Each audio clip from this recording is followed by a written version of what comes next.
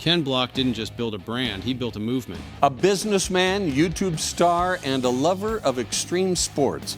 Just some of the ways Ken Block has been described. Hoonigan wasn't some polished motorsports company playing it safe. It was loud, reckless, and unapologetically disruptive. A brand that made burning rubber and breaking the rules look like an art form. For over a decade, Hoonigan dominated car culture. The Gymkhana videos pulled in hundreds of millions of views, turning Block into a global icon. The merch became a badge of honor. The YouTube channel exploded, and for a while, it felt like Hoonigan was too big to fail. But brands built on rebellion don't always survive success. As Hoonigan grew, so did the pressure to keep pushing bigger ideas, bigger risks, and bigger business moves. The balance between staying true to its raw, no-rules identity and running a global company became harder to maintain. Then, in 2023, everything changed. Ken Block, the man who was Hoonigan, was suddenly gone. The brand had lost its leader, its creative force, and the one person who could steer it through uncertainty. Without him, cracks started to form. Financial struggles, shifting priorities, and a series of corporate moves led to a downward spiral that no one saw coming. So how did Hoonigan go from the most influential brand in car culture to bankruptcy? And was it doomed the moment it outgrew its underground roots? Before Hoonigan was even an idea, Ken Block had already rewritten the playbook on building a brand. He wasn't some traditional businessman chasing numbers. He was a marketing mastermind who understood culture better than most CEOs ever could. There I just started screening t-shirts for local shops, and the idea of actually owning my own brand came into play and came up with the name 8Ball. Block co-founded DC Shoes in the 90s, helping turn skateboarding into a global phenomenon by pushing bold designs, game-changing marketing, and backing the best riders in the world. But he wasn't just a guy in a boardroom. He was an athlete, an innovator, and someone who lived the lifestyle he was selling. Then, in the mid-2000s, he made a hard left turn, from skating and action sports to rally racing. Most people picking up a new sport in their late 30s would stay in their lane, but Block, he didn't just compete, he built a brand new lane of his own. By 2010, he had already shaken up the rally world, but he saw something bigger. The mainstream motorsports scene was too polished, too corporate, too safe. There was no brand that truly captured the chaos, fun, and raw energy of car culture. So he created one. That's how Hoonigan was born. Not as a race team, but as an attitude. A brand that wasn't afraid to get loud, get reckless, and get sideways at full throttle. And once Block put his foot down, there was no stopping it. When Hoonigan first hit the scene, it didn't just show up quietly, it blew the doors off car culture. Everything about it felt different. At a time when motorsports content was dominated by buttoned-up brands and safe, sponsor-friendly videos, Hoonigan was out there doing donuts through warehouses and drifting around exploding barrels, and filming it all in glorious cinematic detail. The real spark? Gymkhana. When Ken Block dropped the first Gymkhana video in 2008, no one had ever seen anything like it. High-powered rally cars ripping through industrial yards, pulling off insane stunts with Block behind the wheel. It was a spectacle. And when Gymkhana 2 and 3 followed, the videos went viral on a global scale, pulling in tens of millions of views within days. Suddenly, car culture wasn't just for hardcore racing fans.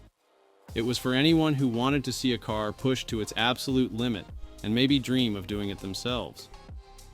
Hoonigan captured that feeling and ran with it. The brand wasn't built on race wins or trophies. It was built on attitude and energy. It was about living for the chaos, the smell of burning rubber, the sound of engines pushed to the brink, and the rush of making something look effortless when everyone knows it isn't. And that energy wasn't just for the internet. Hoonigan's merch exploded right alongside the videos. It wasn't some afterthought. It was part of the identity. The bold logos, the skull and piston designs, and the unapologetically loud graphics became a badge of honor for gearheads everywhere. You weren't just buying a hoodie, you were buying into the lifestyle. From garage builds to car meets, Hoonigan gear was everywhere. But the real magic was how Hoonigan built its own universe, especially on YouTube. The brand wasn't just dropping Gymkhana once a year. It became a daily presence in the lives of car fans. Shows like Daily Transmission turned the burn yard into a stage where people could thrash cars, test builds, and burn tires in front of a global audience. Build Breakdown pulled back the curtain on some of the craziest car projects in the world, giving fans an inside look at what went into making those wild machines. This versus That made drag races out of the most ridiculous vehicle matchups imaginable.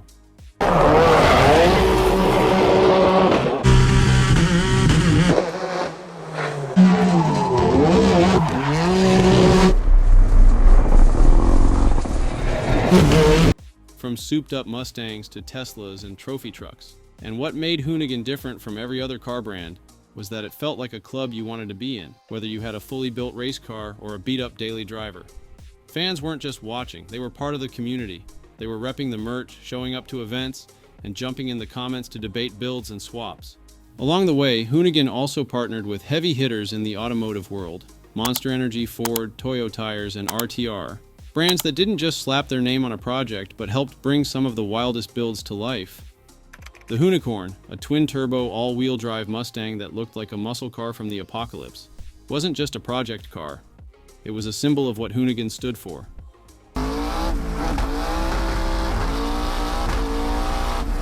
Over-the-top, rule-breaking performance. Same with the Hoonitruck, a 77 Ford F-150 with a GT Le Mans racing engine stuffed inside.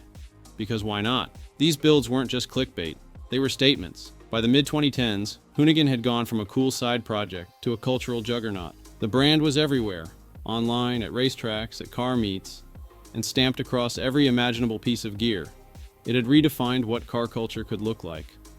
Loud, fast, and unapologetically fun. By the late 2010s, Hoonigan wasn't just a cool car brand, it was a force. The content was viral, the merch was everywhere, and the cars were unlike anything else in the automotive world. But with that kind of success comes a different kind of challenge. How do you scale a brand built on chaos without losing control of it? That question led to Hoonigan's first major corporate move in 2021, a merger with Wheel Pros, one of the biggest names in aftermarket wheels and performance parts. On the surface, it was a smart move. Wheel Pros brought deep connections to the automotive world, distribution channels, supply chains, and resources that could take Hoonigan's already massive following and turn it into something even bigger. For Hoonigan, it was a way to supercharge their brand without having to compromise on the wild projects and over-the-top content that got them there in the first place. But this wasn't just about growing Hoonigan's own lineup. Wheel Pros had ambitions of building a full-scale automotive empire, and Hoonigan was just one piece of that puzzle. By 2023, Wheel Pros had also acquired Throttle, a major online marketplace for car parts, and Trans-American Auto Parts, one of the biggest names in the off-road world. The goal? Create a one-stop shop for car enthusiasts everywhere. Whether you were building a drift car, a rally beast, or a rock crawler, they wanted to be in on every part of the process. From a business perspective, it made sense. Hoonigan's influence could now extend far beyond YouTube and merch. Imagine a world where every build used parts distributed by Wheel Pros, where Hoonigan's signature attitude and design sense shaped not just apparel, but the actual hardware that went on people's cars. For a brand that started out as a rally team with a rebellious streak, this was the path to full-scale dominance in the car world. Meanwhile, Hoonigan was expanding in every direction. They weren't just a YouTube channel or a merch brand anymore. Product lines grew, partnerships got bigger, and events multiplied, drawing in thousands of fans. More merch, more collaborations, more projects, everything was growing. The brand was everywhere, and for most people watching, it seemed like the momentum would never slow down. And through all of it, Ken Block was still the face of the brand, still driving insane builds, still turning up to events, still being the creative spark that kept the fire burning. Hoonigan's growth wasn't just about cashing in, it was about spreading the culture farther and faster than ever before. From the outside, it looked like Hoonigan had cracked the code, combining cultural influence with business power without losing the edge that made them famous. But growth on that scale always comes with pressure. And sometimes when a brand is moving that fast, no one sees the cracks forming until it's too late. In January 2023, the heart of Hoonigan stopped beating. Ken Block's sudden death in a snowmobile accident wasn't just a personal tragedy, it was a blow to the entire world of motorsports. And for Hoonigan, it was something even bigger.